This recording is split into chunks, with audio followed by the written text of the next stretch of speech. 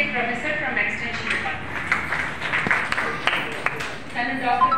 Purnima from textiles department. On a training program jarigindi textiles madam. Dr. Nirmala madam from food science and nutrition department. Assistant professor. Okay.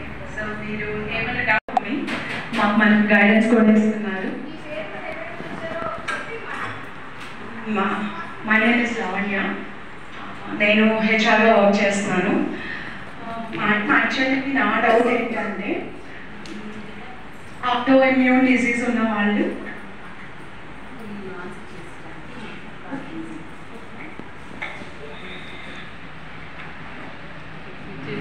Okay okay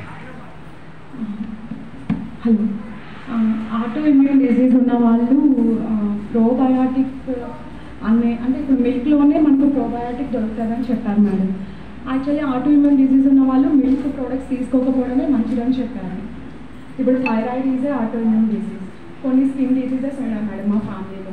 so వాళ్ళకి ఏంటంటే almost ఇప్పుడు మనం ఆయుర్వేదంలో తీసుకుంటే probiotic ఉన్న milk products తీసుకోకూడదు అన్నారు. నా ప్రాబ్లం ఏంటంటే మిల్క్ ప్రోడక్ట్స్ తీసుకోకపోతే curd comes from milk, so దాంట్లోనే ప్రోబయాటిక్ ఉంటుంది. సో అది కాకుండా మరి ఇంకేమైనా బెటర్గా ఎక్కడైనా మనకి అవైలబుల్గా వీటిల్లో మిల్లెట్స్ ఎక్కడైనా దొరుకుతారా అనేది నా క్వశ్చన్ మేడం. అంటే ఇప్పుడు మీరు ఆయుర్వేద ఫాలో అయితే ఇంకా ఫుడ్ ప్యాటర్న్ ఫాలో అవ్వాల్సి వస్తుంది. మీరు అన్నట్టు అందులో కర్డ్ అనేది తీసుకోకూడదు అంటున్నారు. సో మీకు ప్రోబయోటిక్సే కావాలంటే యాక్చువల్లీ అది మన జిఐ హెల్త్ మంచి బాగుండడం కోసం మనం ప్రోబయోటిక్స్ తీసుకుంటాము. ఓకే, ఇన్ కేసు మీరు కర్డ్ తీసుకోకూడదు అనుకుంటే ఇంకా ప్రీబయోటిక్స్ కూడా తీసుకోవచ్చు. ఓకేనా, ప్రీబయోటిక్స్ అనేవి ఏంటంటే అది సాల్యుబుల్ ఫైబర్. ఇప్పుడు మిల్లెట్స్లో ఆ ప్రీబయోటిక్స్ ఉంటాయి అన్నమాట.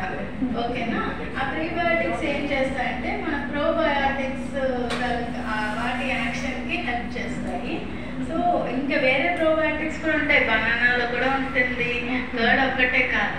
ఓకే, వేరే ఫుడ్స్ నుంచి కూడా. సో అలాగా మీకు ప్రీబయోటిక్స్ రిచ్ ఇన్ ఫైబర్ అవి